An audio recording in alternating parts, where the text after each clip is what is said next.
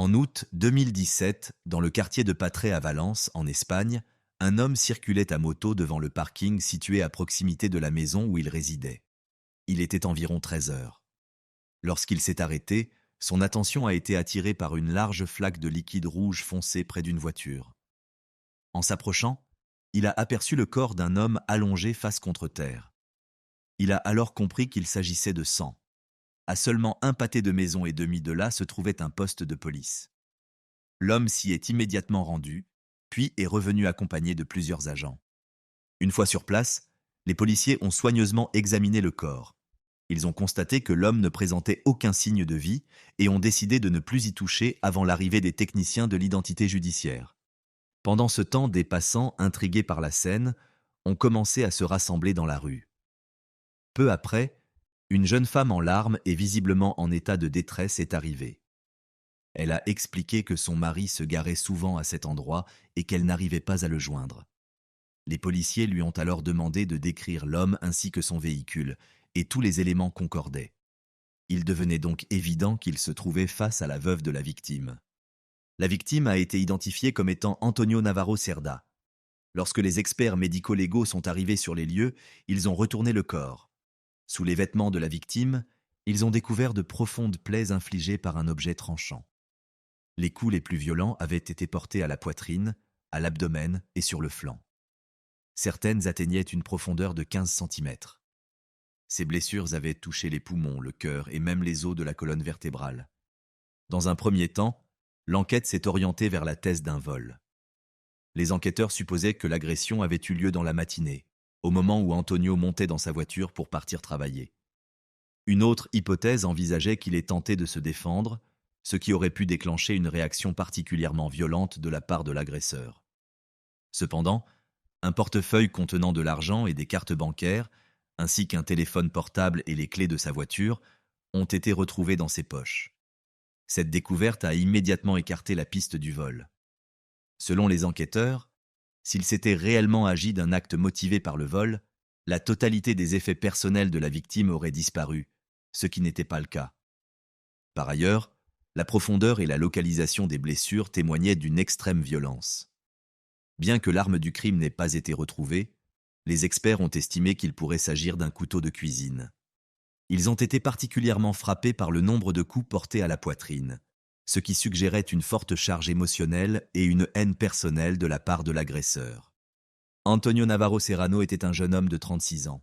Il exerçait la profession d'ingénieur civil et venait de se marier avec une infirmière de 26 ans, Maria Jesus Moreno Canto, que tout le monde appelait simplement Mahé.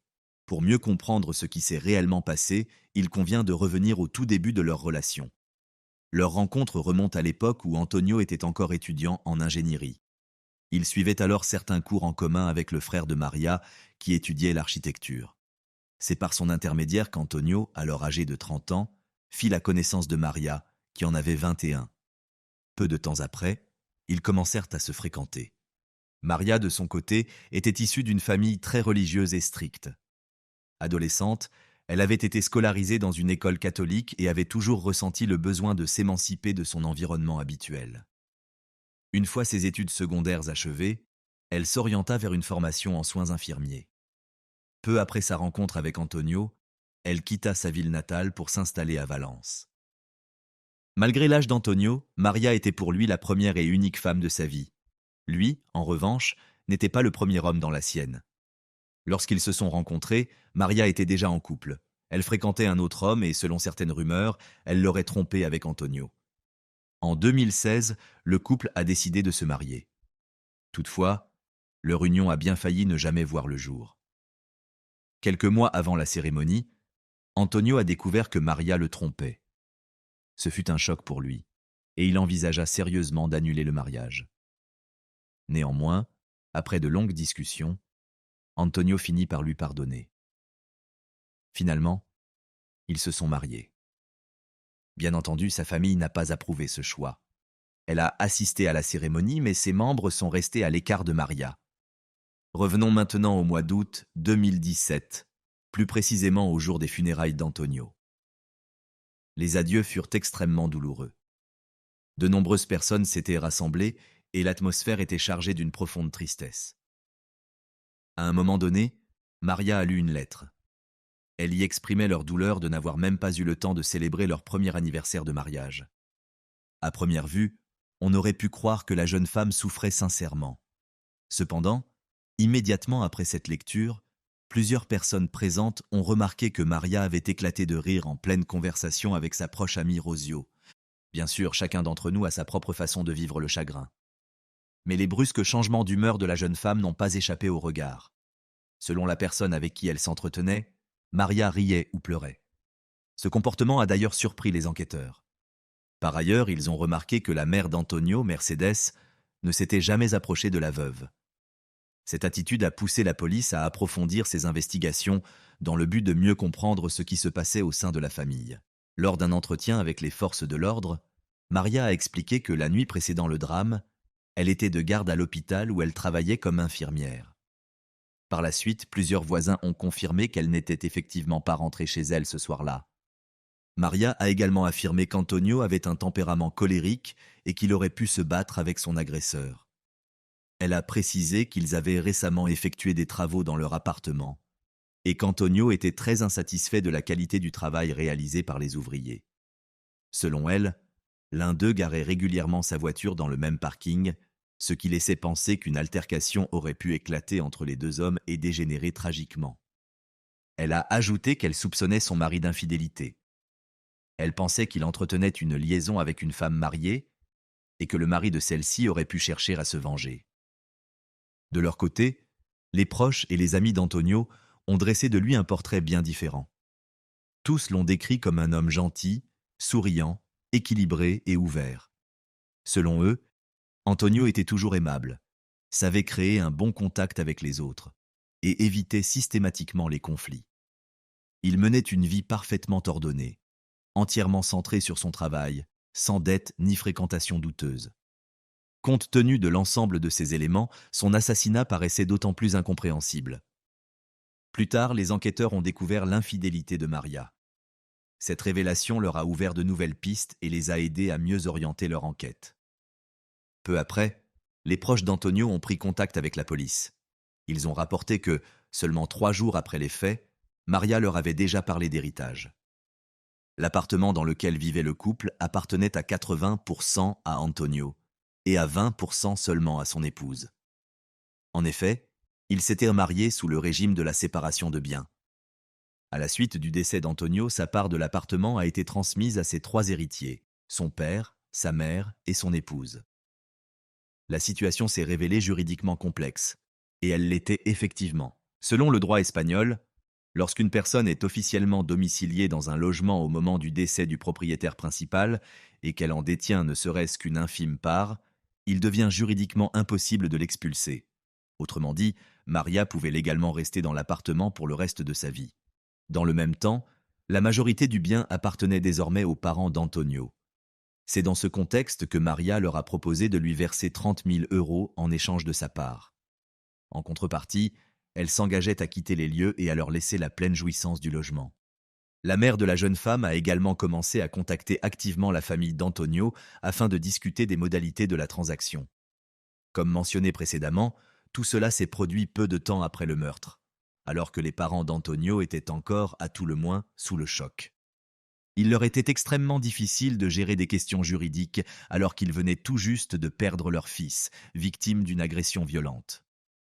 Mais Maria, elle, pensait déjà à l'argent. Munie de ces informations, la police a commencé à nourrir de plus en plus de soupçons à l'égard de la jeune femme. Finalement, les enquêteurs ont sollicité du juge d'instruction l'autorisation de placer ces communications téléphoniques sous écoute. Ce qu'ils ont entendu s'est révélé particulièrement troublant. Étant récemment devenue veuve, Maria recevait de nombreux appels. En général, il s'agissait d'amis, de membres de sa famille ou de simples connaissances qui souhaitaient lui présenter leurs condoléances ou prendre de ses nouvelles. Dans la majorité de ces conversations, sa voix était étouffée, à peine audible, comme si elle parlait à travers les larmes. Mais tout changeait radicalement lorsqu'elle s'adressait à sa proche amie Rosio, la même personne avec qui elle avait éclaté de rire lors des funérailles de son mari. L'une de ces conversations a eu lieu quelques jours à peine après le meurtre. Cette conversation était émaillée de remarques légères et paraissait pour le moins étrange, compte tenu de la tragédie récente. Par ailleurs, les enquêteurs ont découvert que Maria ne vivait plus dans l'appartement qu'elle partageait autrefois avec Antonio. En réalité, elle avait emménagé chez un autre homme, José, qui travaillait dans le secteur de la publicité. Pour faciliter la compréhension, il convient de préciser que le père de Maria s'appelait Antonio, tout comme son défunt mari, et que son nouveau compagnon portait, lui aussi, le prénom composé José Antonio. Une coïncidence, certes, mais source de confusion. Pour plus de clarté, nous l'appellerons simplement José. Lorsque cet homme a été convoqué pour être interrogé, une révélation inattendue est apparue. Sa relation avec Maria durait depuis plus d'un an et demi, mais il ignorait totalement que la jeune femme était mariée. Autrement dit, alors que Maria était légalement l'épouse d'Antonio, elle menait parallèlement une relation stable avec un autre homme. Elle était même parvenue à lui cacher non seulement son mariage, mais aussi leur lune de miel et jusqu'à la mort de son mari. Comment avait-elle réussi un tel subterfuge? La réponse est simple. Elle expliquait à Antonio qu'elle assurait un service de nuit à l'hôpital, puis elle rejoignait José. Et lorsqu'elle passait du temps avec son mari, elle disait à José qu'elle était de garde. Son emploi du temps semblait taillé sur mesure pour entretenir cette double vie. Il convient également de noter qu'Antonio et Maria étaient originaires de la même ville, située à environ 2 heures de route de Valence. Antonio aimait s'y rendre le week-end pour se détendre et rendre visite à sa famille. Maria, quant à elle, refusait systématiquement de l'accompagner, invoquant des obligations professionnelles. En réalité, la jeune femme profitait de ses absences pour faire la fête avec Rocio. C'est au cours de l'une de ces soirées qu'elle a fait la connaissance de José. Comme Maria passait la plupart de ses week-ends seule, José n'a jamais soupçonné qu'elle était mariée. Ils évoquaient même l'idée de vivre ensemble et rêvèrent d'avoir des enfants. La veille du meurtre, Maria avait envoyé un message à Antonio pour lui dire qu'elle devait assurer un service de nuit à l'hôpital. Mais l'interrogatoire de José a révélé que la jeune femme avait en réalité passé la nuit chez lui. Son alibi s'est donc avéré mensonger. Elle disposait toutefois d'un témoin, José lui-même, qui a confirmé l'endroit où elle se trouvait. Quoi qu'il en soit, Maria est rapidement devenue la principale suspecte dans l'affaire du meurtre de son mari. Mais l'histoire de ses relations extra-conjugales ne s'est pas arrêtée là. Après la mort d'Antonio, Maria a continué à mener sa vie comme si de rien n'était. Comme mentionné précédemment, elle recevait de nombreux appels téléphoniques. Au départ, tout cela paraissait normal. Mais très vite, son comportement a changé. Elle se montrait joyeuse, détachée, presque insouciante, et ne laissait transparaître aucun signe de chagrin. Plus tard, les enquêteurs ont découvert que Maria communiquait non seulement avec José, mais aussi avec un autre homme prénommé Sergio, agent de la police municipale. Il s'agissait du deuxième amant de Maria, qu'elle continuait à voir en secret, même lorsqu'elle vivait déjà avec José. Mais ce n'était pas tout. En poursuivant l'écoute des conversations téléphoniques, les enquêteurs ont mis au jour l'existence d'un troisième amant. Il s'appelait Thomas, travaillait comme kinésithérapeute, et leur relation durait depuis environ 11 mois. Contrairement à José et Sergio, Thomas savait que Maria était mariée. Toutefois, la jeune femme lui avait menti en affirmant qu'Antonio souffrait d'un cancer en phase terminale. Elle lui avait également confié que son mari était malheureux à ses côtés, qu'il supportait difficilement sa maladie et rendait leur vie commune insupportable. Maria soutenait aussi qu'Antonio l'humiliait constamment, aussi bien moralement que physiquement. Ces propos ont peu à peu suscité chez Thomas un profond dégoût envers cet homme. Au fil de leurs échanges, il encourageait régulièrement Maria à demander le divorce et à mettre fin à ce qu'elle décrivait comme une souffrance insoutenable. Mais après ces conversations, la jeune femme a brusquement cessé tout contact avec lui. Plus tard, lorsque Thomas a appris la mort d'Antonio, il a compris que les paroles de Maria n'étaient pas de simples confidences, mais des tentatives délibérées de l'amener à prendre parti et peut-être même à commettre l'irréparable. Par la suite, les autorités ont informé Thomas que le mari de Maria ne souffrait d'aucun cancer ni d'aucun autre problème de santé. En outre, le téléphone d'Antonio contenait plusieurs messages dans lesquels il se plaignait du comportement de son épouse. Il écrivait par exemple qu'il en avait assez de son attitude et qu'il lui était difficile de vivre avec une personne indifférente à tout, absorbée uniquement par son téléphone. Antonio ajoutait également qu'il ne la laisserait plus lever la main sur lui. Ces propos révélaient clairement que l'agressivité venait de Maria, et non de lui. Fait surprenant, au fur et à mesure de l'avancée de l'enquête, un autre homme a été identifié, Salvador. Il travaillait à l'hôpital aux côtés de Maria et, au départ, semblait n'être qu'un simple collègue. En général, il la raccompagnait chez elle, récupérait des colis pour elle et l'aidait à faire ses courses. Dans leurs échanges écrits, il apparaissait attentionné et bienveillant. Mais la situation a pris un tournant étrange lorsque les enquêteurs ont écouté l'un de leurs appels téléphoniques. La conversation semblait confuse, les phrases étaient décousues et les deux interlocuteurs s'efforçaient de s'exprimer de la manière la plus floue possible en évitant toute formulation explicite. À partir de cette conversation, il était possible de conclure que Salvador avait un ami policier qui l'avait informé qu'une enquête était en cours sur Maria et José. De plus, au cours de cet échange, ils ont évoqué la possibilité que leur téléphone soit sur écoute et que Salvador lui-même puisse être dans le viseur des autorités. Au fil du temps, les conclusions des enquêteurs sont devenues de plus en plus claires. Maria entretenait plusieurs relations parallèles. Elle manipulait habilement les hommes, présentant à chacun une version différente de la réalité, tout en essayant de déterminer lequel serait prêt à satisfaire ses intentions. Tout indiquait que ses motivations étaient essentiellement d'ordre personnel. Elles concernaient principalement des intérêts liés à la propriété immobilière, ainsi que son désir de se libérer d'un mariage devenu contraignant. Mais ce n'était pas tout. Le plus important restait à venir: l'identité du meurtrier. Tout récemment, un ami policier a informé Salvador que Maria prévoyait de partir en Italie avec José, un publicitaire avec lequel elle vivait à l'époque. Maria, de son côté, a affirmé à Salvador qu'il s'agissait d'un voyage organisé et qu'il n'y avait soi-disant rien entre elle et José. Quant à José, il ignorait totalement l'existence de Salvador. Il s'agissait là d'un nouvel exemple flagrant de la manière dont Maria dissimulait ses relations parallèles. À ce stade, les enquêteurs avaient déjà compris que Salvador représentait pour elle bien plus qu'un simple collègue. Il était bouleversé à l'idée qu'elle parte avec un autre homme, tandis qu'elle, visiblement nerveuse, craignait que son téléphone soit placé sur écoute, ce qui était effectivement le cas. Maria a alors proposé à Salvador de se rencontrer en personne afin d'éviter toute conversation téléphonique. Pour clarifier la situation, rappelons que Antonio était l'époux de Maria, décédé à la suite d'une agression. José est son premier amant, un publicitaire avec lequel elle a emménagé après la mort de son mari. Thomas est son deuxième amant, un kinésithérapeute qui, pour diverses raisons, pensait que Maria était victime de violences conjugales. Sergio est son troisième amant, agent de la police municipale. Salvador est son quatrième amant, son collègue à l'hôpital.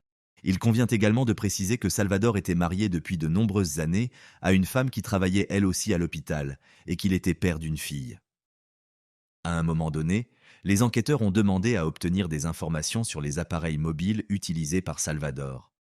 Ils ont alors découvert qu'il possédait au moins 2 téléphones, l'un qu'il utilisait pour ses besoins personnels et un second qu'il avait offert à Maria afin qu'ils puissent communiquer en toute discrétion. Tous les appels passés ont révélé plusieurs éléments essentiels. Premièrement, Salvador était profondément impliqué dans cette affaire. Deuxièmement, Maria exerçait une emprise sur plusieurs hommes à la fois, promettant à chacun quelque chose de différent. Troisièmement, c'était elle qui contrôlait les canaux de communication, veillant soigneusement à ce qu'aucun d'eux ne découvre l'existence des autres. Enfin, certains, dont Salvador, ont commencé à soupçonner qu'elle les manipulait, mais il était déjà trop tard. L'enquête a ainsi renforcé la conviction des enquêteurs. Maria dirigeait un jeu complexe, savamment orchestré. Elle utilisait le mensonge pour tisser des liens émotionnels forts avec chacun de ses amants, tout en gardant toujours en tête son objectif principal: la liberté, le confort et le profit personnel. Toutefois, son plan a fini par s'effondrer, et la police est parvenue à identifier la personne qui l'avait réellement aidé à commettre le meurtre.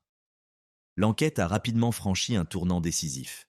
Un nouvel enregistrement d'une conversation entre Maria et Salvador a non seulement révélé la nature de leur lien émotionnel, mais a également laissé penser qu'ils étaient tous deux impliqués dans le meurtre d'Antonio.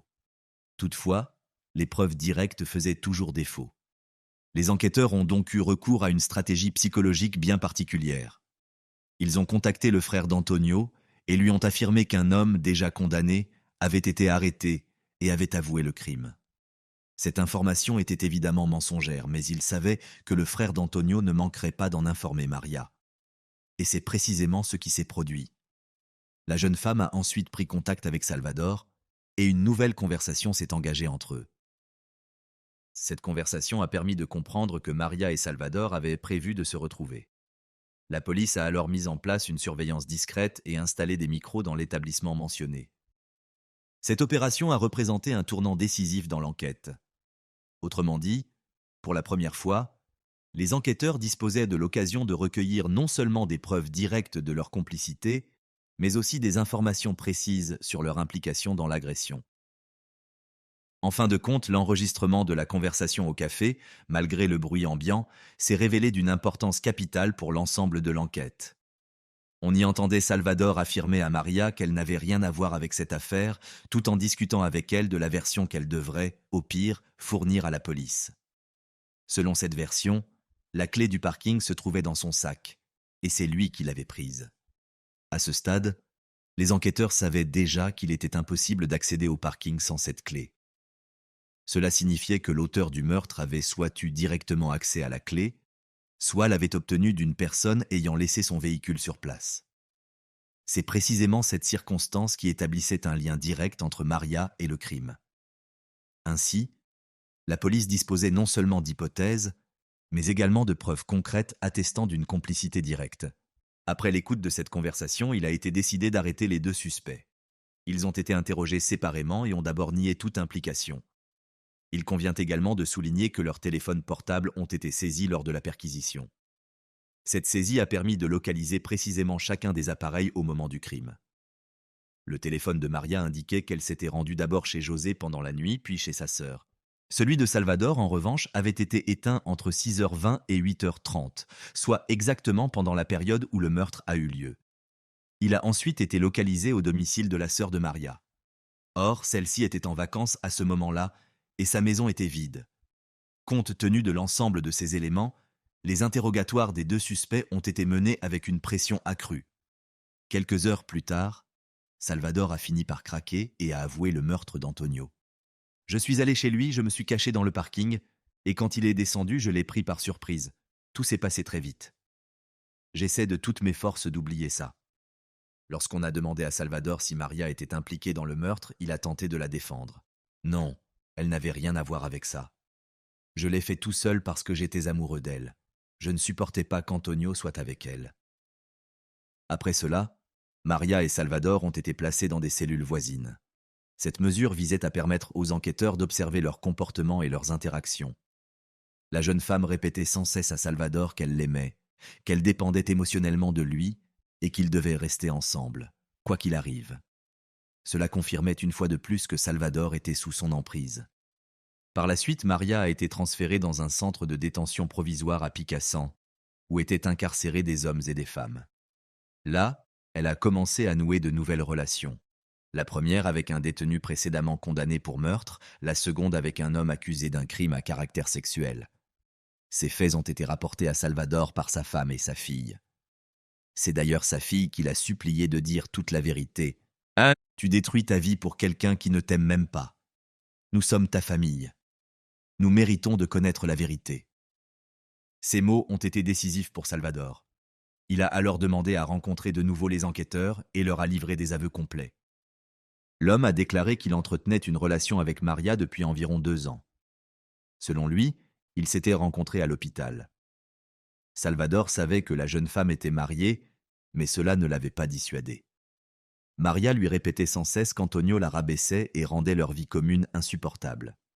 Elle affirmait également qu'elle ne pourrait jamais être heureuse tant qu'elle ne se serait pas débarrassée de son mari. Au début de l'année 2017, Antonio a été victime d'un accident du travail qui a coûté la vie à 2 de ses collègues. Maria en a parlé à Salvador, qui lui a répondu « Dommage qu'Antonio ne soit pas mort ». Plus tard, l'homme a dit à la jeune femme « Imagine ce que c'est que d'être veuve. Tu obtiendras non seulement la liberté et de l'argent, mais aussi un appartement. » Peu à peu, cette idée a fait son chemin, et ils ont commencé à évoquer un plan pour se débarrasser d'Antonio.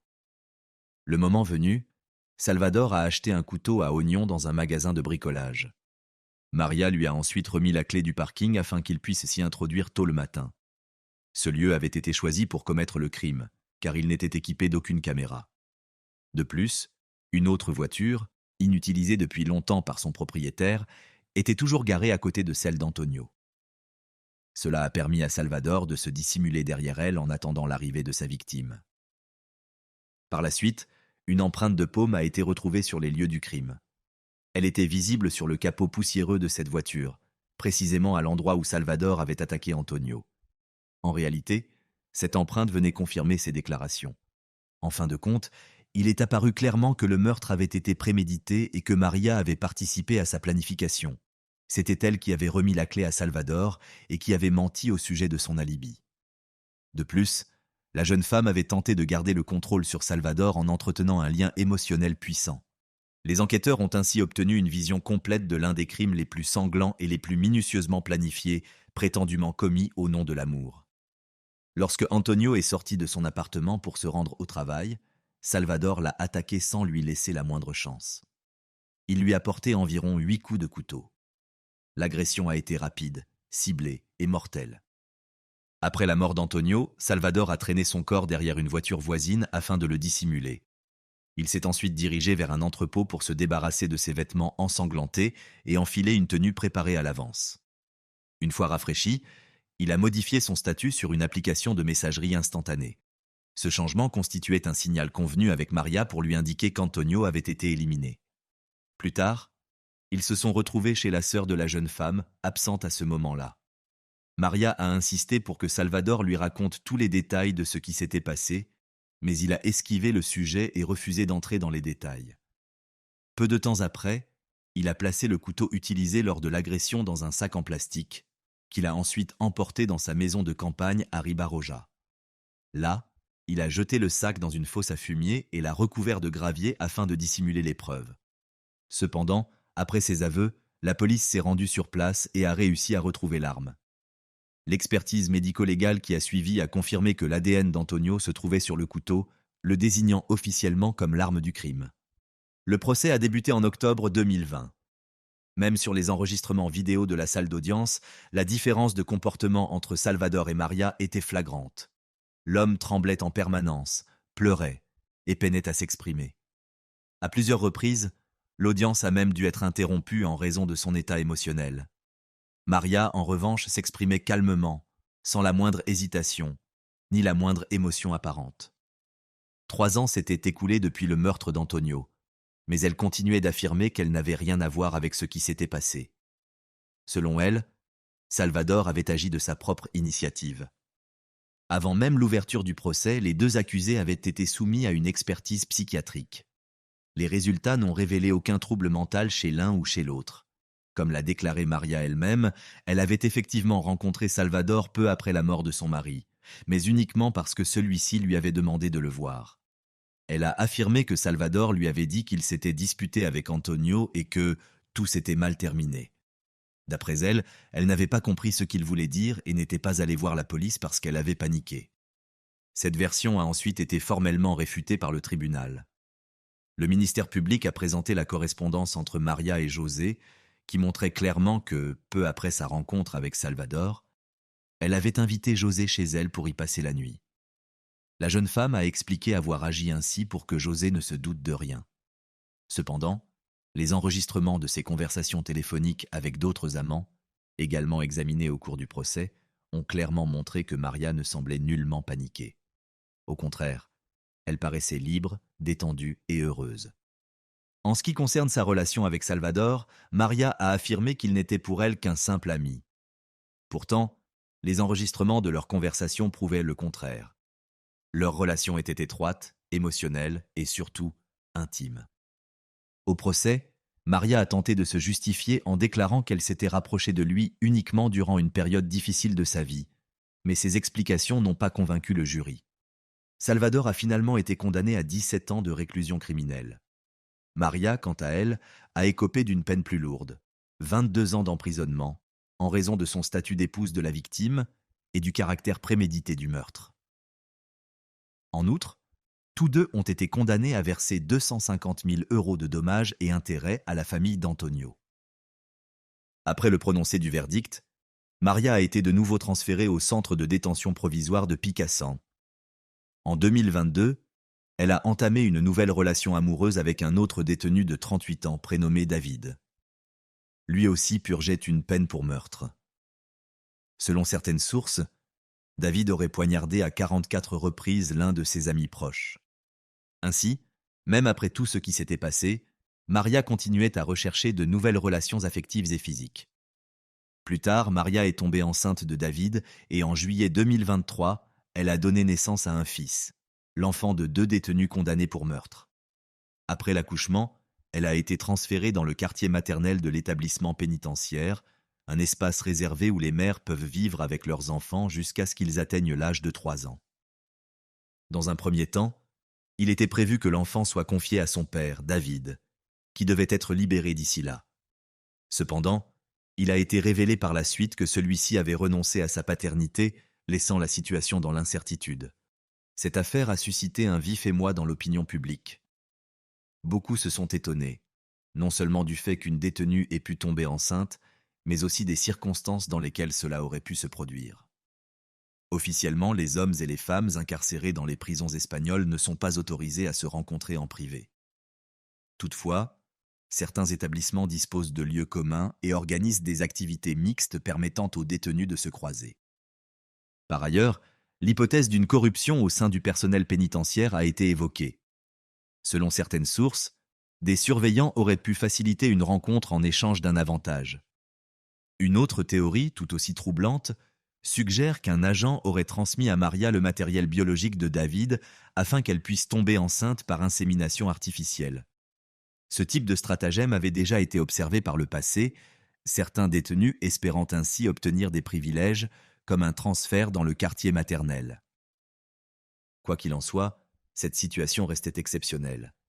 Pendant ce temps, Salvador a tenté de faire appel de sa condamnation, demandant une réduction de peine au motif de sa coopération avec l'enquête. Sa requête a toutefois été rejetée. Entre-temps, son épouse a entamé une procédure de divorce et sa fille a cessé de lui rendre visite en prison. Quant à Maria, comme on pouvait s'y attendre, elle a coupé tout lien avec lui dès qu'il ne lui a plus été d'aucune utilité.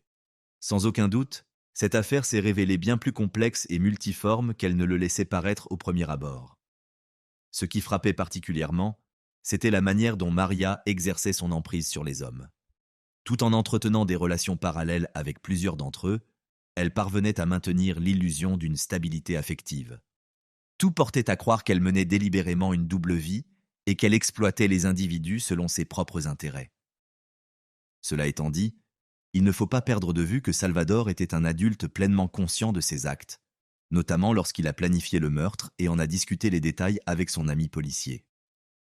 En d'autres termes, Salvador a commis ce crime en toute connaissance de cause. La seule raison pour laquelle il a fini par dire la vérité réside dans le fait qu'il avait compris que Maria l'avait manipulé. Quoi qu'il en soit, ses aveux ont permis un allègement de sa peine, contrairement à celle de Maria. Il convient de rappeler que l'enquête ne reposait pas uniquement sur des témoignages à charge contre elle. De nombreuses preuves indirectes venaient également confirmer sa participation au crime.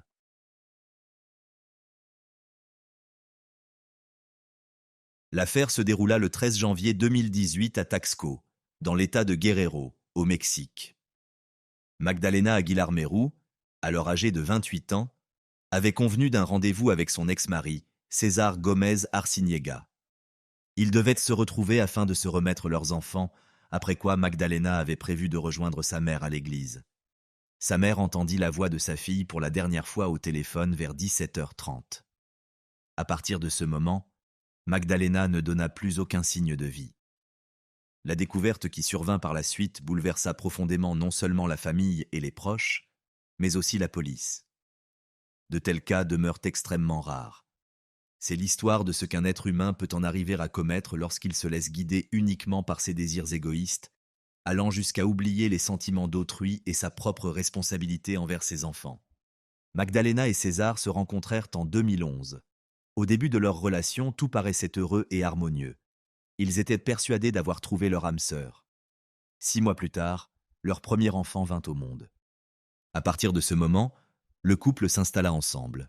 Mais César révéla alors des traits de caractère jusque-là insoupçonnés. Il se montra rigide dans ses opinions, enclin au contrôle et sujet à une jalousie excessive. Peu à peu, des tensions et des conflits apparurent au sein de leur relation. Magdalena souhaitait poursuivre ses études et devenir nutritionniste, mais César s'y opposa catégoriquement. Il refusait qu'elle sorte, qu'elle travaille ou qu'elle s'épanouisse professionnellement. Selon lui, son rôle devait se limiter à s'occuper des enfants et à tenir la maison. La situation s'aggrave progressivement. César exerçait un contrôle de plus en plus strict sur la vie de Magdalena. À certains moments, il adoptait un comportement agressif. Par la suite, plusieurs épisodes de violence domestique furent signalés. Les parents de la jeune femme remarquèrent qu'elle avait changé. Elle paraissait fatiguée, renfermée et avait perdu tout intérêt pour elle-même. Magdalena tentait de s'adapter aux exigences de son compagnon, car il réagissait de manière excessive aux moindres détails. Malgré ces épisodes de violence, leur relation se poursuivit. Peu de temps après, le couple eut un deuxième enfant, une fille. Au moment des faits, celle-ci était âgée de 4 ans et leur fils de 6 ans.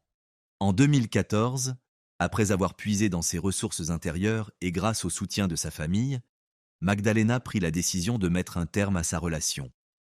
En août, elle emmena ses enfants et quitta César pour s'installer chez ses parents. À plusieurs reprises, César se rendit chez eux pour tenter de la convaincre de revenir, lui promettant que tout changerait. Mais Magdalena resta inébranlable dans sa décision. Elle avait des rêves, des objectifs et des projets qui ne correspondaient pas au mode de vie de son ancien compagnon. En 2017, Magdalena acheva brillamment ses études et obtint un diplôme de nutritionniste. Peu après, elle commença à travailler dans un centre de santé local à Taxco, tout en ouvrant parallèlement son propre cabinet. Malgré son passé douloureux, elle n'empêcha jamais le père de voir ses enfants. Il s'entendait sur les jours où les enfants pouvaient passer du temps avec lui. Tout se déroula ainsi jusqu'au jour où la tragédie survint.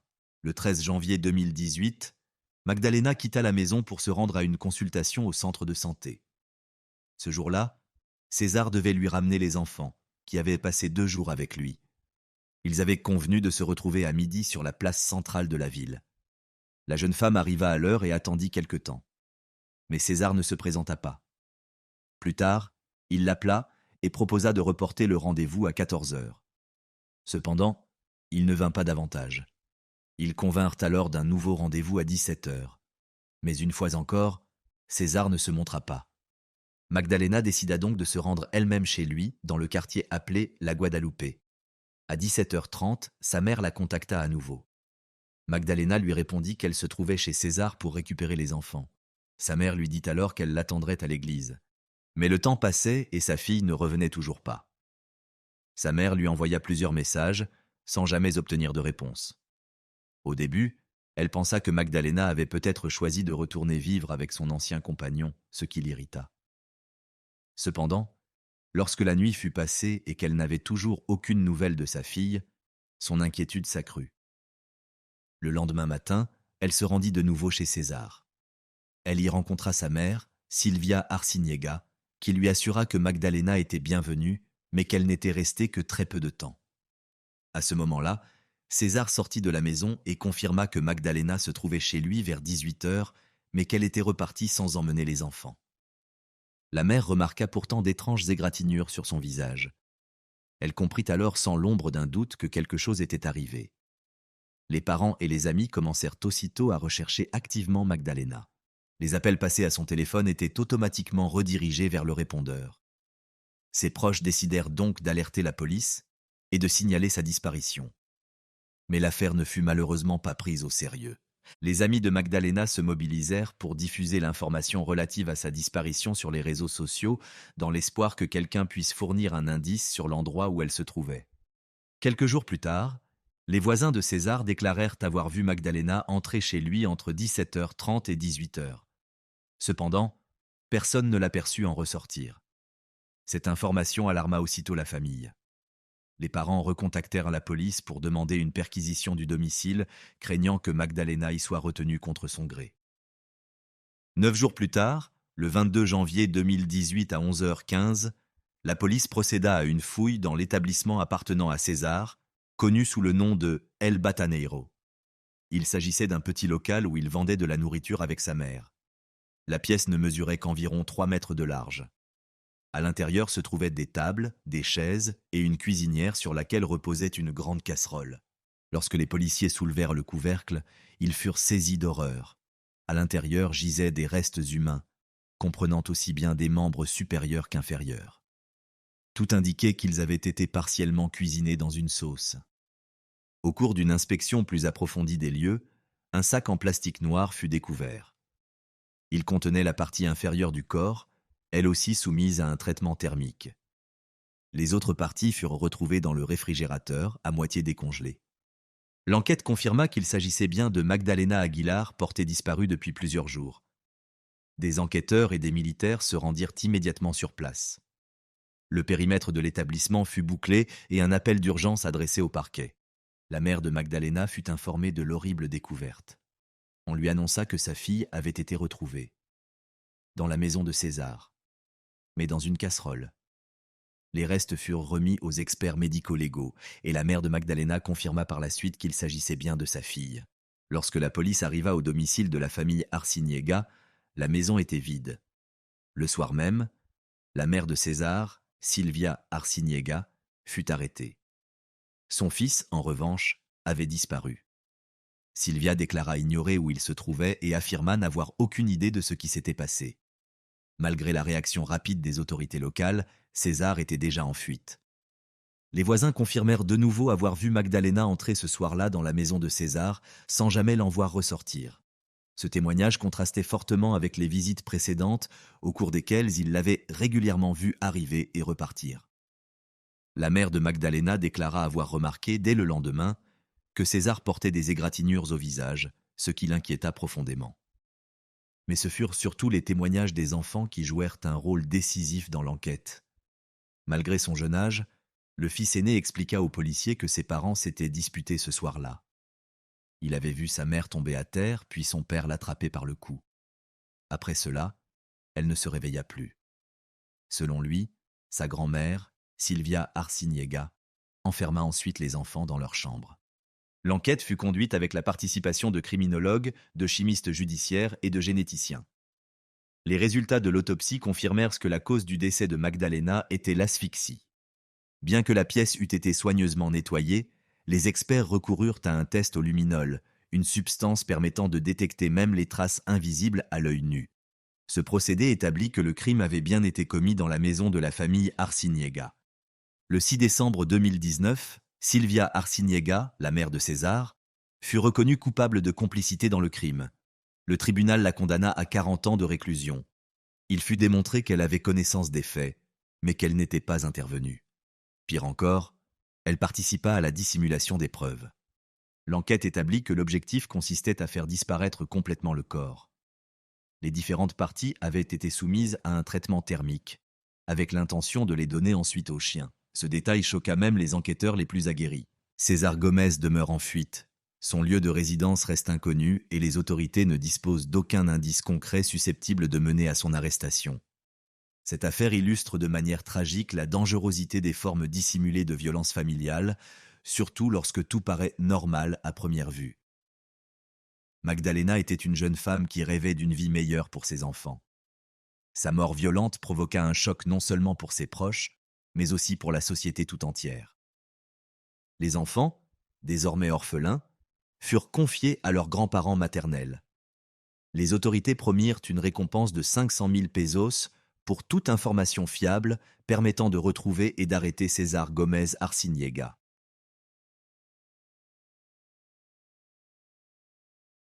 Les images diffusées sur vos écrans proviennent de caméras de vidéosurveillance installées dans la ville de León, située dans l'État de Guanajuato, au Mexique. Elles montrent les derniers instants où l'on aperçoit un garçon de 12 ans, prénommé Mateo, qui a disparu sans laisser de traces peu après avoir quitté son établissement scolaire. La recherche désespérée de l'enfant a profondément ému le pays tout entier et a suscité un élan de solidarité sans précédent sur les réseaux sociaux, où ont circulé de nombreuses hypothèses sur les circonstances de sa disparition. Mateo Santiago Ramirez serait né le 18 octobre 2012. Il était le deuxième enfant de ses parents. Son père, Gerardo Ramirez, et sa mère, Maria Teresa Martinez, que l'on appelait aussi Marie-Terry. Malheureusement, peu d'informations sont disponibles sur les premières années de sa vie. Tout ce que l'on sait, c'est qu'il a grandi entouré de ses parents, de son frère prénommé Angel et de sa sœur Camila. La famille Ramirez-Martinez était connue pour sa chaleur humaine et sa bienveillance. Les proches décrivent Mateo comme un enfant doux, sociable et intelligent. Vers les mois de juillet ou d'août 2024, La famille a emménagé dans un village paisible de la colonie de Chapalita, situé en périphérie de la ville de Léon. Peu de temps après leur installation, Matteo a entamé sa première année de lycée. L'école se trouvant à une certaine distance de leur domicile, il devait s'y rendre en autobus. Selon ses parents, Matteo était un enfant extrêmement responsable qui n'absentait jamais de l'école. En d'autres termes, il respectait rigoureusement une routine quotidienne bien organisée. Et même s'il n'habitait le quartier que depuis peu, au début de l'année 2025, il était déjà connu de presque tous les habitants.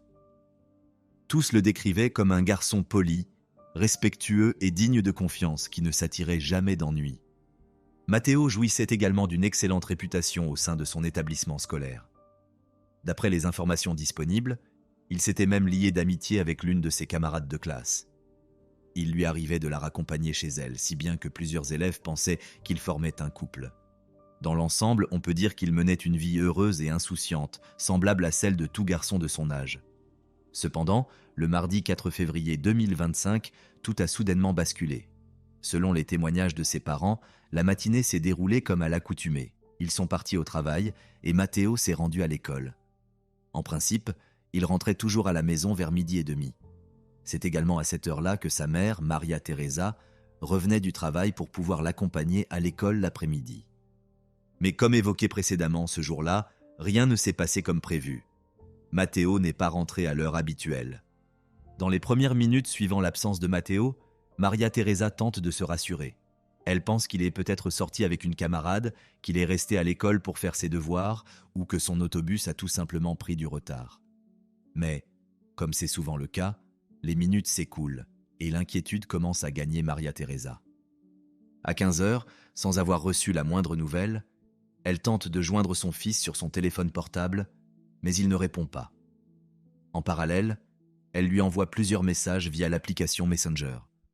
Or, comme ces services nécessitent une connexion Internet et qu'elle remarque que les messages ne sont pas remis, elle en conclut que Matteo n'a probablement plus de crédit. De plus en plus préoccupée, Maria Teresa informe alors son mari que leur fils n'est toujours pas rentré à la maison. Après cet appel, l'inquiétude s'installe encore davantage dans le foyer. Une fois rentré du travail, Gerardo décide de partir à la recherche de Matteo. Il commence par interroger les voisins et les amis de son fils, qui supposent simplement que Matteo a croisé quelqu'un qu'il connaissait et qu'il a oublié de prévenir ses parents qu'il rentrerait plus tard. À ce stade, les parents ne disposent que de la dernière localisation du téléphone de leur fils, obtenue grâce à une application spécifique. Celle-ci les conduit jusqu'à une avenue de la ville, un endroit que Matteo ne fréquentait pas habituellement. De plus, l'application indique que le téléphone ne se trouve ni dans un immeuble ni dans un bâtiment, mais bel et bien à l'extérieur, en pleine rue. Cependant, lorsque les parents de Matteo sont arrivés à l'endroit indiqué par la géolocalisation, ils n'y ont trouvé aucune trace de leur fils. Ils ont donc décidé de prévenir les autorités et de publier un avis de disparition sur les réseaux sociaux. Leur objectif était apparemment d'informer en même temps toutes les personnes de leur entourage et de solliciter leur aide pour retrouver Matteo. Avec le soutien de leurs proches et de leurs amis, ils ont ensuite parcouru à nouveau le quartier, dans l'espoir que quelqu'un ait aperçu l'adolescent. À ce moment-là, Maria Teresa se met à repenser aux dernières heures passées avec son fils. Pour une raison qu'elle ne parvient pas à définir, elle croit qu'ils se sont peut-être disputés et que ce malentendu aurait pu expliquer le fait que Matteo n'ait pas voulu rentrer à la maison. Mais malgré tous ses efforts pour retrouver un tel souvenir, rien ne lui revient en mémoire. Ce que l'on sait, c'est que, le jour même, le dispositif d'alerte Amber a été activé par les autorités, informant l'ensemble des forces de l'ordre que Matteo, âgé de 12 ans, avait disparu. La vie le décrivait comme un garçon aux cheveux noirs et raides, aux yeux bruns, portant un grand grain de beauté rond dans le bas du dos. Il mesurait environ 1,30 m, portait un uniforme scolaire, des baskets blanches et une veste rouge lit de vin. Toutefois, ces informations ont été corrigées par la suite. Il a été précisé que Matteo mesurait plutôt 1,50 m et que sa veste était rose et non rouge. Comme on pouvait s'y attendre, la première nuit suivant sa disparition a été empreinte d'angoisse et d'incertitude pour ses parents. Aux premières heures du 5 février, les parents de Matteo se sont réunis en petits groupes avec leurs voisins pour poursuivre les recherches. Il est important de souligner qu'ils ont rapidement été rejoints par de nombreuses personnes qui ne les connaissaient pas et qui n'avaient jamais rencontré Matteo. Tous ont sillonné les rues en criant son prénom et en l'appelant à revenir chez lui. Par ailleurs, ils ont distribué des tracts contenant des informations sur le garçon à chaque personne croisée, leur demandant de prévenir la police en cas d'éléments suspects. Ces tracts ont également été affichés sur les poteaux, les arbres, ainsi que sur les façades des habitations et des commerces du quartier. Les camarades de classe de Matteo ont eux aussi pris part aux recherches, en essayant de sensibiliser un maximum de personnes à cette disparition. De son côté, la direction de l'établissement scolaire fréquenté par Matteo et d'autres enfants a non seulement apporté son soutien, mais a également affiché des avis relatifs à sa disparition dans les locaux de l'école. En réalité, à ce moment-là, l'affaire concernant Matteo avait non seulement fait l'objet d'une large diffusion sur les réseaux sociaux, des centaines de personnes ayant partagé sa photo, mais elle avait également attiré l'attention des médias locaux et nationaux qui relayaient l'appel de sa famille pour que l'enfant soit retrouvé sain et sauf. Cependant, aucune piste ni trace de l'enfant n'avait encore été découverte à ce stade. Malgré l'absence de résultats tangibles, les proches de Matteo, aux côtés des forces de l'ordre, ont poursuivi les recherches, ratissant méthodiquement les rues et examinant les enregistrements des caméras de surveillance. Il convient de noter que, bien que de nombreux éléments relatifs à la disparition du garçon aient circulé dans l'espace médiatique, les autorités locales avaient demandé à ses proches de ne pas divulguer certaines informations clés disponibles à ce moment-là. L'on peut supposer qu'elles souhaitaient maintenir un certain niveau de confidentialité afin de garantir le bon déroulement de l'enquête. Quelques jours plus tard, il a été confirmé que les autorités avaient identifié Matteo sur des images de vidéosurveillance. Cela n'avait rien de surprenant, puisqu'elles avaient examiné de nombreuses séquences provenant non seulement des caméras situées à proximité de l'école de Matteo, mais aussi de celles placées tout au long de l'itinéraire qu'il empruntait habituellement pour rentrer chez lui. Ces enregistrements ont permis d'établir que le jour de sa disparition, Matteo avait quitté l'école en compagnie de son ami, comme il en avait l'habitude. Souvenez-vous, je vous avais indiqué que Matteo la raccompagnait régulièrement chez elle. Cette information a été confirmée par un vendeur de tacos installé habituellement au coin de la rue, non loin du domicile de la jeune fille. L'homme a déclaré qu'il se souvenait bien de Matteo, car celui-ci passait chaque jour devant son étal avec son ami. Il a ajouté qu'il les avait vus ensemble ce jour-là également, et qu'il semblait parfaitement calme et naturel. Les caméras ont ensuite enregistré un moment où Matteo montait dans un autobus. Il s'agissait du même moyen de transport qu'il empruntait habituellement pour rentrer chez lui. Toutefois, ce jour-là, Matteo est descendu à un mauvais arrêt, situé à environ 6 pâtés de maison de son domicile. Selon les autorités, il se serait rendu chez Cristian Augusto Ufet Gomez Villalpando, un homme de 34 ans exerçant la profession de médecin. D'après certaines sources, Matteo serait monté dans une camionnette blanche appartenant à Cristian, garée devant un petit immeuble de 2 étages. Peu après, sa trace s'est perdue. Vous vous êtes sans doute demandé qui était Cristian et quel lien il entretenait avec Matteo. On sait qu'il exerçait en tant que médecin et qu'il était titulaire d'un diplôme en médecine. En 2009, Cristian a obtenu un certificat dans un laboratoire de chimie local. Puis, en 2017, il a été diplômé de la faculté de médecine de León. Par la suite, il a commencé à recevoir des patients près du domicile de Matteo en se spécialisant dans le traitement du diabète. Cependant, il était de notoriété publique que Cristian faisait également la promotion de ses services au sein de ce que l'on appelle l'Association mexicaine des soins complets. Dès le début de l'enquête, certains médias ont rapporté que Matteo passait beaucoup de temps avec cet homme, l'aidant dans diverses petites tâches. Les parents de l'enfant ont cependant formellement démenti ces affirmations. Ils ont déclaré que leur fils ne s'était jamais rendu à son cabinet et qu'il n'entretenait aucune relation particulière avec Cristian. Selon eux, Matteo suivait toujours la même routine quotidienne, ce qui rendait peu plausible l'idée qu'il ait eu le temps d'aider un homme qu'il ne connaissait pas. Malgré cela, l'enquête s'est poursuivie, et Cristian est rapidement devenu la principale personne d'intérêt dans cette affaire. Les autorités ont alors tenté de le contacter en lui demandant de se présenter au commissariat afin de leur remettre les enregistrements des caméras de vidéosurveillance installées dans son cabinet et de répondre à quelques questions.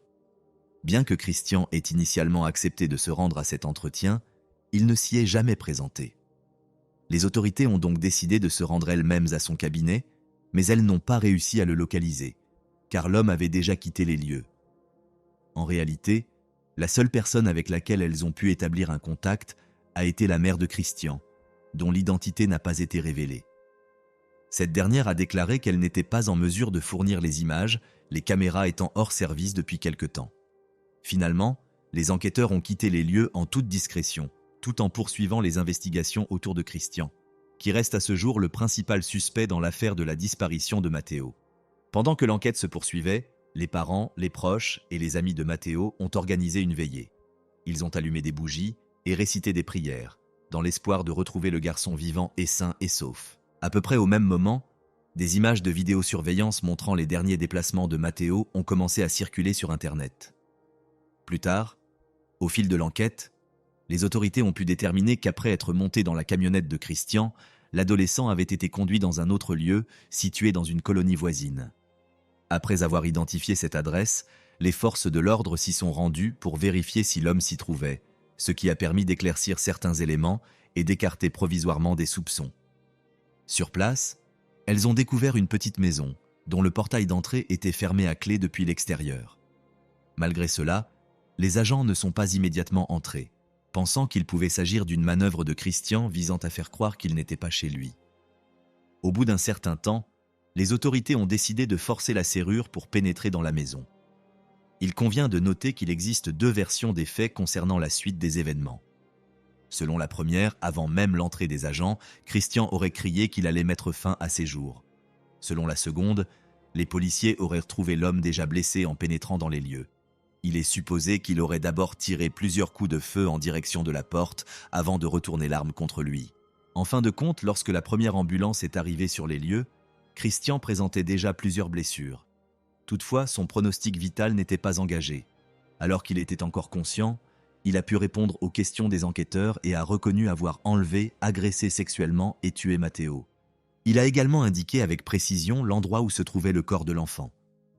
Christian a ensuite été transféré à l'hôpital, où il a été placé sous surveillance policière constante afin d'éviter tout acte de représailles de la part des habitants du quartier. Grâce aux informations fournies par le suspect, les autorités ont lancé des recherches pour retrouver le corps de Matteo. Celui-ci aurait été enterré à une quinzaine de kilomètres du domicile de Christian. Après plusieurs heures de fouilles, les enquêteurs ont finalement localisé le corps du garçon de 12 ans. Il reposait près d'un petit pilier en béton et de quelques buissons, recouverts d'une mince couche de terre. Comme Christian l'a reconnu par la suite, il n'était pas parvenu à l'enterrer correctement. Le corps de l'enfant a ensuite été transporté à l'Institut médico-légal pour autopsie avant d'être restitué à sa famille. Selon les premières constatations, les traces de sang retrouvées sur les lieux ont un temps laissé penser que Matteo aurait pu mettre fin à ses jours. Cependant, les autorités n'en avaient alors aucune certitude et ont préféré ne pas rendre publique cette hypothèse. Tout ce que l'on sait avec certitude, c'est que la zone a été immédiatement bouclée dans l'attente de l'arrivée d'enquêteurs spécialisés du bureau du procureur de l'État de Jalisco. Par la suite, de nombreux éléments de preuve ont été découverts non seulement sur les lieux, mais également dans le cabinet de Christian et à son domicile. C'est là que les enquêteurs ont mis au jour les indices les plus probants, établissant que Matteo avait été agressé à cet endroit. Peu après, le bureau du procureur de l'État de Guanajuato a publié un communiqué officiel annonçant la découverte du corps de l'enfant et la poursuite de l'enquête. Le document précisait également que les parents de Matteo bénéficieraient de toute l'assistance psychologique et financière nécessaire. Cette annonce a suscité des réactions partagées au sein de l'opinion publique. Les réseaux sociaux, en particulier, ont été le théâtre de vives réactions. Des centaines d'internautes ont exprimé leur indignation face au sort réservé à Matteo et ont exigé que justice soit rendue. Cependant, les autorités ont également exprimé leur ferme condamnation de cet acte, affirmant que ce crime ne resterait pas impuni. Dans le même temps, certaines organisations de la société civile, en particulier celles engagées dans la protection de l'enfance, ont exprimé leur solidarité avec la famille Ramirez-Martinez, tout en remettant en cause les protocoles de confidentialité suivis par les autorités. En d'autres termes, elles ont critiqué le caractère excessivement secret de l'enquête, estimant que ce manque de transparence avait favorisé les spéculations et nourri de nombreuses hypothèses quant à la nature et à l'ampleur du crime. Par exemple, certaines rumeurs ont affirmé que les policiers ayant accompagné Christian à l'hôpital auraient eu accès à son téléphone portable, dans lequel ils auraient découvert un grand nombre de photographies d'enfants. Bien que cette information n'ait jamais été confirmée officiellement par le bureau du procureur, j'ai choisi de la mentionner, car elle a été largement relayée à de nombreuses reprises sur les réseaux sociaux. Par ailleurs, il a été suggéré qu'au moins une autre personne aurait pu être impliquée dans l'affaire. Toutefois, les autorités ont précisé qu'à ce stade de l'enquête, la seule personne considérée comme suspecte était Christian, et personne d'autre. Il convient également de noter que certaines personnes ont tenté de profiter de la situation à des fins personnelles, en organisant une fausse collecte de fonds prétendument destinée à aider les parents de Matteo à couvrir les frais de ses funérailles. Ces derniers ont déclaré ne pas être au courant de cette initiative et ont appelé la population à ne pas tomber dans le piège de telles escroqueries. D'autant plus qu'il avait été annoncé peu de temps auparavant que la municipalité prendrait en charge l'ensemble des dépenses essentielles. Les véritables funérailles de Matteo ont eu lieu quelques jours après la découverte de son corps. Des dizaines d'habitants de la région y ont assisté, non seulement ceux qui le connaissaient personnellement, mais aussi de nombreuses personnes touchées par la tragédie. Le lendemain, un service commémoratif spécial a été organisé en hommage au garçon, marqué par des paroles sincères, des fleurs et des ballons blancs. Ce même jour, de nouvelles informations sont apparues dans les médias concernant l'état de santé de Christian, toujours hospitalisé. Il devrait y rester jusqu'à ce que son état se stabilise. Entre-temps, plusieurs organisations locales de défense des droits de l'enfant ont publié un communiqué appelant les autorités à appliquer les sanctions les plus sévères à l'encontre de cet homme. Le mercredi 11 février 2025, le bureau du procureur a annoncé que l'arrestation officielle de Christian prendrait effet dès sa sortie de l'hôpital. Peu de temps après, l'homme, placé sous étroite surveillance par des membres de la garde nationale et de la police municipale, a été transféré au centre de réadaptation sociale. Le lendemain, la première audience du tribunal s'est tenue, au cours de laquelle il a été officiellement mis en examen pour atteinte à l'intégrité sexuelle, enlèvement et homicide aggravé. Au cours de l'audience, la défense de Christian a dénoncé plusieurs irrégularités qui auraient été commises par les autorités lors de sa détention et a sollicité un délai supplémentaire afin de pouvoir réunir un maximum d'éléments à même de démontrer son innocence. En fin de journée, il a été annoncé que les audiences seraient reportées au lundi 17 février de la même année. Quant aux représentants légaux des parents de Matteo, ils ont toujours soutenu que Christian devait être tenu pour responsable des actes qu'il avait commis. Ils ont également affirmé que le garçon n'avait jamais aidé cet homme dans son cabinet, sans toutefois préciser comment leur relation avait commencé. À ce jour, l'affaire n'a pas connu d'avancée significative. Le tribunal n'a pas encore rendu son verdict ni statué sur le sort de Christian. Il convient de souligner que les réseaux sociaux continuent de véhiculer de nouvelles hypothèses sur ce qui s'est réellement passé. Cela montre à quel point cette affaire, aussi tragique que bouleversante, a profondément marqué la société mexicaine dans son ensemble. Aujourd'hui, il ne reste qu'à espérer que les parents de Matteo obtiendront justice et qu'une part de ce qui demeure encore dans l'ombre finira par être révélé au grand jour.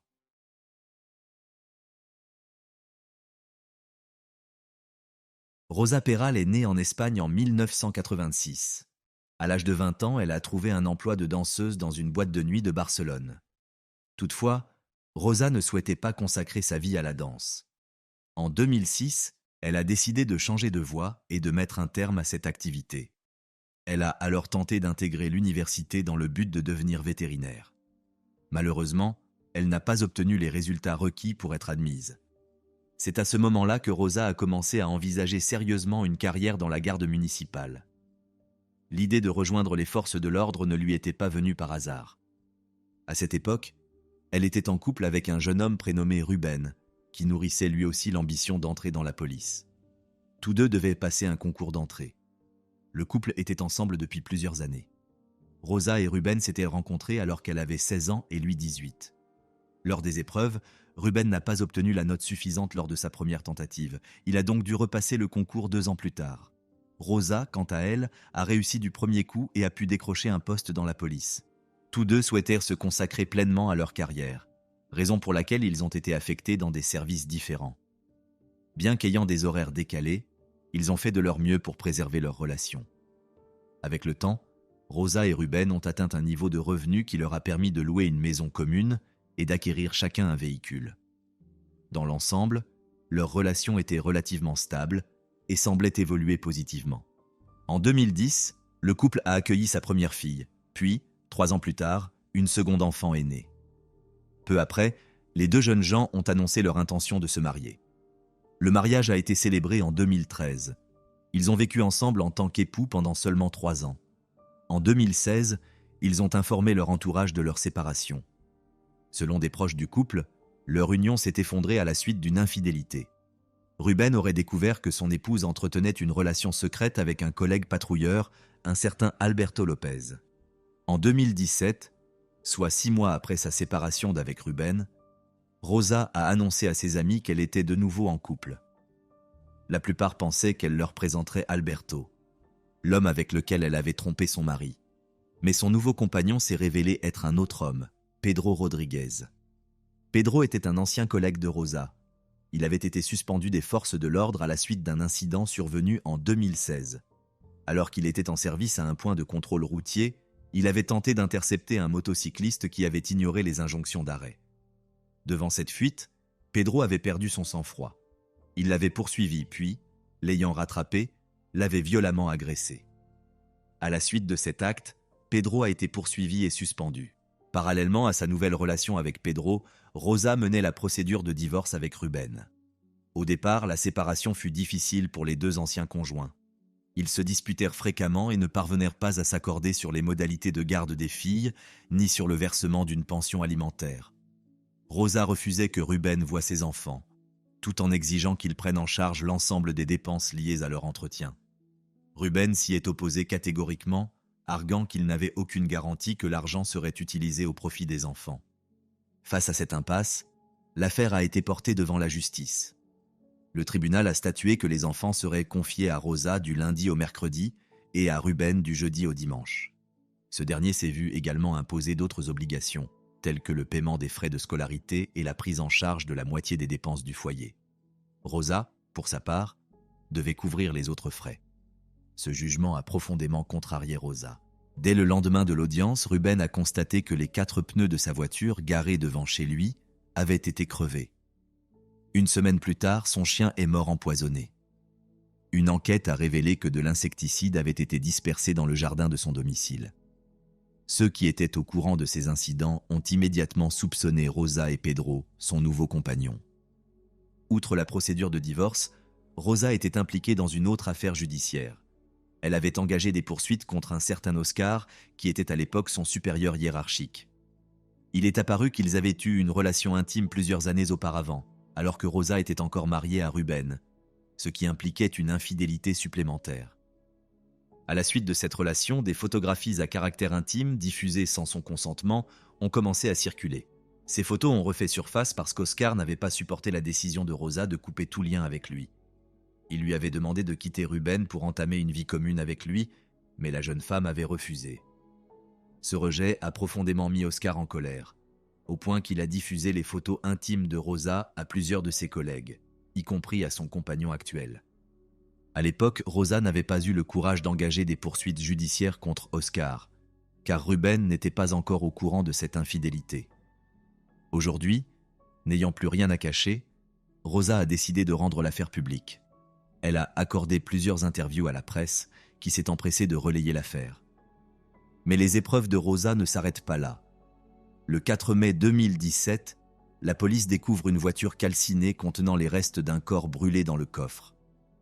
Grâce à l'analyse des dents retrouvées parmi les cendres, les enquêteurs identifiaient la victime. Il s'agit de Pedro Rodriguez, le compagnon et colocataire de Rosa. Rosa est convoquée au commissariat pour être informée des faits et entendue par les enquêteurs. Il apparaît alors qu'elle n'avait jamais signalé la disparition de Pedro, ni mentionné le moindre incident susceptible d'expliquer une telle tragédie. La déclaration de Rosa n'a guère été utile à la police. Elle a affirmé avoir vu Pedro pour la dernière fois le 2 mai. Ce jour-là, il aurait quitté le domicile qu'il partageait et ne serait jamais revenu. D'après elle, une légère altercation aurait dégénéré en une violente dispute, à l'issue de laquelle Pedro aurait enfourché sa moto et serait parti. Rosa a précisé qu'ils avaient échangé quelques messages après son départ, mais qu'ils n'avaient plus eu de contact depuis. Les enquêteurs ont jugé cette version des faits pour le moins étrange. Ils ont été surpris que Rosa ait passé toute la journée du 3 mai sans s'inquiéter de l'absence de son compagnon, avec qui elle entretenait pourtant une relation de longue durée. Elle a justifié son calme en expliquant qu'elle connaissait bien Pedro et savait qu'il avait parfois besoin de s'isoler. Selon ses propos, il lui arrivait fréquemment de se rendre chez ses parents ou chez des amis pour se détendre et reprendre des forces, et de rester ainsi plusieurs jours sans donner de nouvelles. Un autre point troublant dans son témoignage réside dans le fait qu'elle a déclaré que Pedro était parti à moto alors que son corps a été retrouvé dans leur voiture commune. De plus, l'attitude de Rosa face à la mort de son compagnon a été jugée particulièrement inhabituelle. Elle n'a ni pleuré, ni exprimé de tristesse ou d'émotion à l'idée d'avoir perdu l'homme qu'elle aimait. Elle s'est contentée d'accuser son ex-mari Ruben d'être responsable de la mort de Pedro. Elle a déclaré aux enquêteurs que Pedro était extrêmement jaloux de Ruben, ce qui provoquait souvent des tensions entre eux. Toujours selon Rosa, un jour, Pedro aurait acheté une batte de baseball en affirmant vouloir frapper Ruben à la tête. Il semble ainsi que Rosa ait tenté de détourner l'attention des enquêteurs en orientant les soupçons vers son ex-mari. Les policiers ont laissé Rosa repartir et ont poursuivi leur enquête. Dans les jours qui ont suivi, les enquêteurs ont envisagé la possibilité qu'Oscar, en plus de l'ex-mari de Rosa, puisse être impliqué. Cet homme, connu pour avoir diffusé des photos intimes de Rosa, faisait désormais partie des personnes d'intérêt. Cependant, il s'est avéré qu'Oscar disposait d'un alibi irréfutable.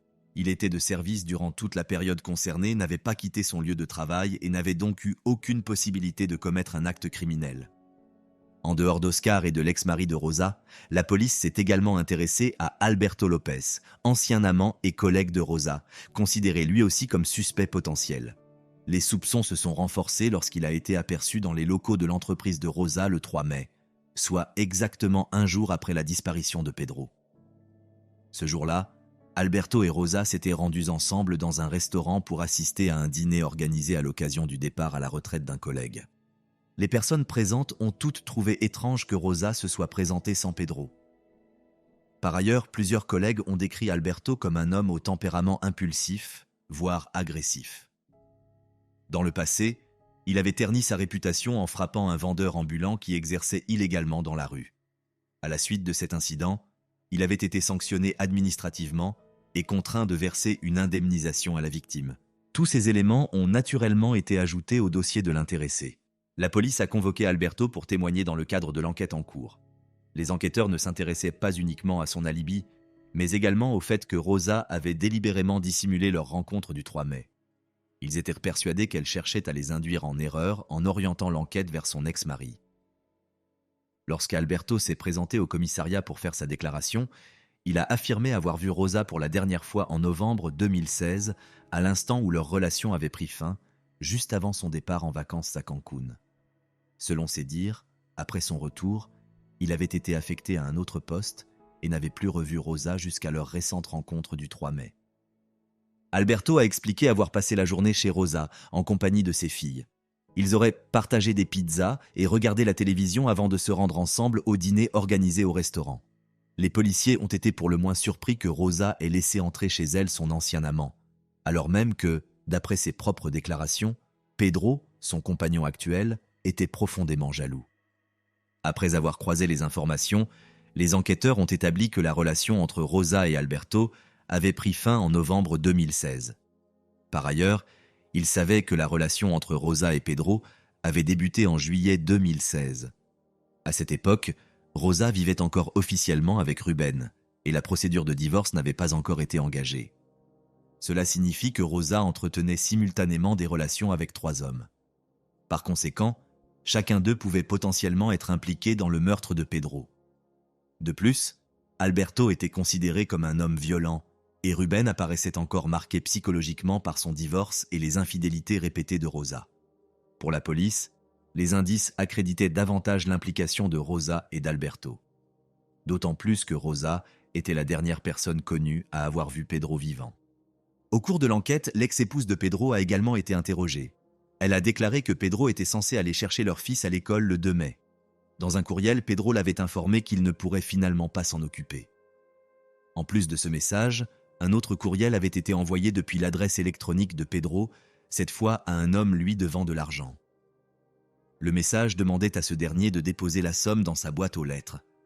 Ce courriel se distinguait par sa formulation et sa politesse, contrastant nettement avec le style habituel de Pedro, généralement concis et direct. Cette anomalie a éveillé les soupçons des enquêteurs, qui ont commencé à douter que Pedro soit réellement l'auteur de ce message. Les soupçons qui pesaient sur Ruben, l'ex-mari de Rosa, ont été entièrement levés lorsque l'un des collègues d'Alberto s'est présenté spontanément aux enquêteurs et a livré un témoignage particulièrement troublant. Il a rapporté qu'un jour, alors qu'ils patrouillaient ensemble dans leur secteur, ils avaient profité d'une pause pour discuter de divers sujets. Au cours de la conversation, Alberto avait abordé la question de la meilleure manière de se débarrasser d'un corps. Le collègue avait trouvé cet échange étrange, mais il avait estimé que ce type de réflexion pouvait survenir chez des agents exposés quotidiennement à la violence. Selon ses dires, Alberto avait décrit en détail la méthode qu'il emploierait. Il placerait le corps dans le coffre d'une voiture, puis mettrait le feu au véhicule dans un lieu isolé. Cette conversation avait eu lieu plusieurs semaines avant la mort de Pedro. Ces informations n'ont pas laissé les enquêteurs indifférents. Ils ont rapidement lancé une enquête approfondie sur Alberto et Rosa. Leur première initiative a été de géolocaliser les téléphones portables des suspects ainsi que celui de Pedro à partir de la soirée du 1er mai. Il a ainsi été établi qu'Alberto avait appelé Rosa à 2 reprises dans la soirée du 1er mai. Lors de l'un de ces appels, ils ont échangé pendant environ 4 minutes. Environ une demi-heure après cette conversation, le téléphone d'Alberto a été localisé au domicile que partageaient Rosa et Pedro. Il a été déterminé que son appareil n'a pas quitté les lieux durant toute la journée. Les données suggèrent donc qu'Alberto se trouvait dans l'appartement de Rosa et Pedro entre 2h et 10h du matin le 2 mai. Parallèlement, le téléphone de Pedro est resté actif le 2 mai, mais n'a jamais quitté l'appartement, ce qui laisse supposer que Pedro aurait quitté le logement sans son appareil. Ce fait a intrigué les enquêteurs, car ils savaient que des messages avaient été envoyés depuis le téléphone de Pedro ce jour-là, y compris des échanges avec Rosa elle-même. Cela indique que quelqu'un d'autre a pu utiliser son téléphone. Le principal suspect, selon les enquêteurs, était Rosa. Ils estiment qu'elle est à l'origine de tous les messages envoyés ce jour-là, y compris ceux prétendument échangés avec Pedro. Le matin du 3 mai, le téléphone de Pedro, précédemment localisé au domicile de Rosa, a été retrouvé à proximité de la résidence de Ruben, l'ex-mari de Rosa. C'est précisément dans cette zone que Rosa et Alberto faisaient leurs courses à ce moment-là. Le paiement effectué par carte bancaire a permis aux enquêteurs de confirmer leur présence sur les lieux. Il convient de noter que la voiture incendiée, dans le coffre de laquelle le corps de Pedro a été découvert, se trouvait également non loin de cet emplacement. L'examen médico-légal a conclu que le corps avait été tellement endommagé par les flammes qu'il était presque impossible d'en déterminer la cause exacte du décès. Parmi les restes calcinés, 2 objets métalliques ont été retrouvés. L'un d'eux, par sa forme et son apparence, présentait les caractéristiques d'une balle. L'autre, en revanche, s'est avéré être une pièce du véhicule, détachée de la carrosserie sous l'effet de la chaleur extrême. Une expertise balistique a permis de déterminer que la balle retrouvée était de calibre similaire à celui des munitions utilisées par la Garde nationale. Les enquêteurs ont donc entrepris de vérifier les armes de service de Rosa et d'Alberto afin de détecter d'éventuelles traces d'utilisation récente. Parallèlement, les enquêteurs ont également procédé à l'examen de l'arme de Pedro. Les armes de service de Pedro et d'Alberto ne présentaient aucune trace de tir, toutes les cartouches étant intactes. En revanche, l'arme de Rosa manquait une cartouche. Cet élément semblait hautement suspect, mais la police nécessitait des preuves plus solides, un témoin oculaire ou des empreintes ADN, capables de résister à toute contestation par les avocats de Rosa ou d'Alberto. Peu après, un témoin clé s'est présenté, la fille issue de l'union de Ruben et Rosa. Lors d'une conversation avec son père et la nouvelle compagne de celui-ci, l'enfant a exprimé sa tristesse face à la disparition de Pedro. Elle a également mentionné avoir remarqué un comportement étrange chez Pedro peu avant l'incident. Ruben a immédiatement conduit sa fille au commissariat pour qu'elle dépose son témoignage. Elle a déclaré que, le 1er mai, après un déjeuner en compagnie des parents de Pedro, ils étaient rentrés à la maison. À leur arrivée, leur mère les avait conduites dans leur chambre pour qu'elles se préparent à aller dormir. Avant de leur souhaiter bonne nuit, elle était redescendue au rez-de-chaussée et une violente dispute avait éclaté entre elle et Pedro. Peu après, selon elle, leur mère était revenue dans la chambre, les mains et les vêtements maculés de sang. Elle aurait expliqué qu'elle venait d'intervenir pour séparer des chiens qui se battaient dans la rue.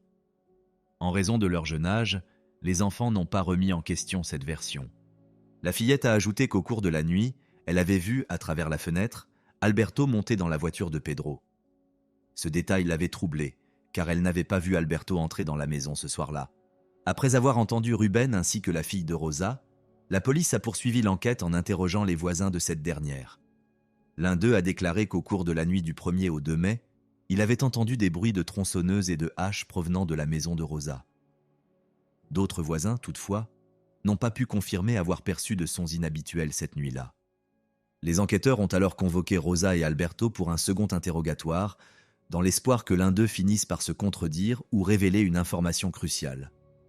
À l'annonce de cette convocation, l'avocat de Rosa a décidé de mettre fin à sa collaboration avec elle, sans fournir d'explications précises à sa décision. À ce stade de l'enquête, ni Rosa ni Alberto n'avaient été formellement inculpés et tous deux continuaient à mener une vie normale. Néanmoins, le nouveau témoignage de Rosa a profondément surpris les enquêteurs. Elle a déclaré soupçonner Alberto d'être l'auteur du crime. Selon sa version, dans la nuit du 1er au 2 mai, Alberto serait venu frapper à sa porte dans le but d'engager une conversation. Rosa affirme l'avoir repoussé. Il aurait alors laissé son téléphone portable devant son domicile, ce qu'elle interprète comme une tentative de manipulation à laquelle elle a refusé de se soumettre. Les enquêteurs ont estimé que Rosa avait volontairement précisé certains éléments, consciente que la police disposait de données de géolocalisation concernant ce téléphone et d'autres appareils. Elle a ensuite affirmé être rentrée chez elle et s'être disputée avec Pedro. Toutefois, elle n'a pas été en mesure d'expliquer pourquoi elle pensait qu'Alberto avait tué Pedro, ni de fournir des détails précis sur le moment des faits ou sur les circonstances du crime. Malgré le manque de cohérence dans ses déclarations, celles-ci ont suffi à convaincre un juge de délivrer des mandats de perquisition visant les domiciles d'Alberto et de Rosa. Lors de la fouille du domicile d'Alberto, les policiers ont trouvé une boîte vide de bagues de fiançailles ainsi que des photographies récentes le représentant avec Rosa. Ce qui a particulièrement attiré leur attention fut la présence de chaussures potentiellement incriminantes et d'une serviette portant des traces de sang. Au domicile de Rosa, les enquêteurs ont découvert une bague de fiançailles dans sa boîte à bijoux. En poursuivant leur inspection, ils ont identifié plusieurs traces de sang. De plus, ils ont constaté qu'un mur avait été récemment repeint, ce qui empêchait toute analyse visuelle de potentielles traces biologiques antérieures. Enfin, des policiers ayant déjà visité les lieux ont noté l'absence de certains meubles, notamment une chaise qui se trouvait auparavant appuyée contre le mur récemment repeint. L'un des éléments à charge majeure provient d'une découverte au domicile de Rosa. Le téléphone de Pedro a été retrouvé dans son sac à main. Cette trouvaille a démontré que les messages prétendument envoyés par Pedro le 2 mai n'étaient pas de sa main, permettant notamment de situer son décès dans la nuit du 1er au 2 mai. Ces faits invalident totalement la version fournie par Rosa, qui a par la suite modifié son témoignage, affirmant désormais vouloir dire la vérité.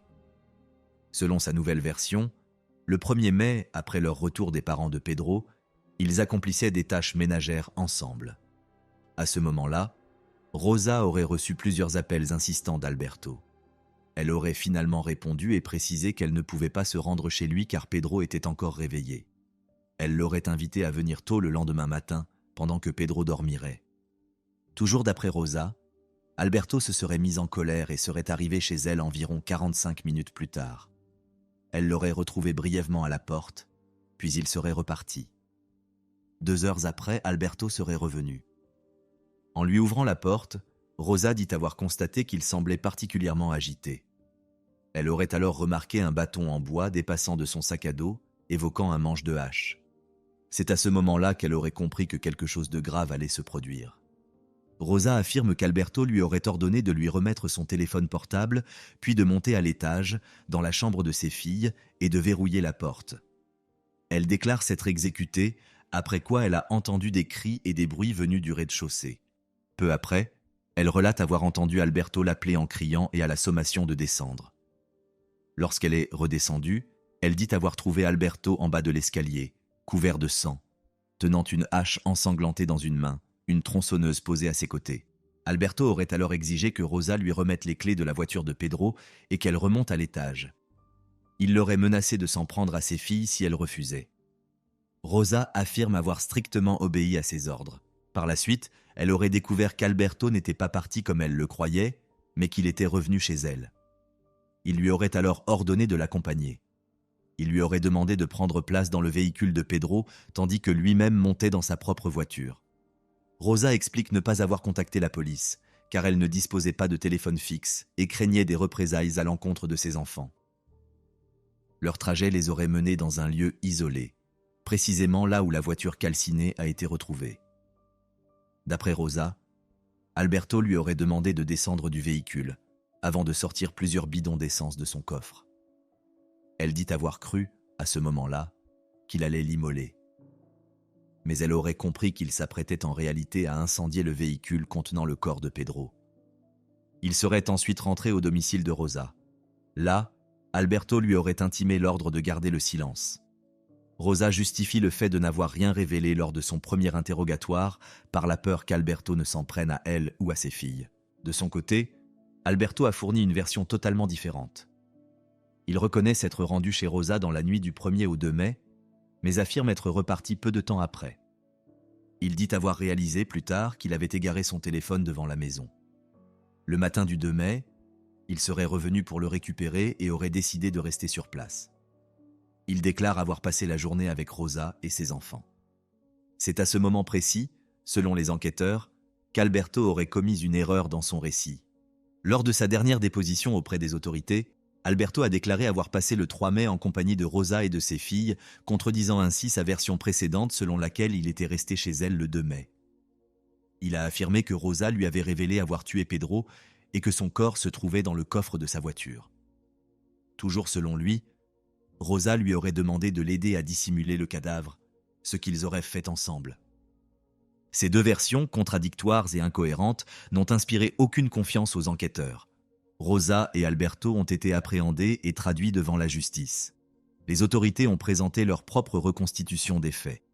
D'après le procès-verbal des enquêteurs, les événements se seraient déroulés dans la nuit du 1er au 2 mai.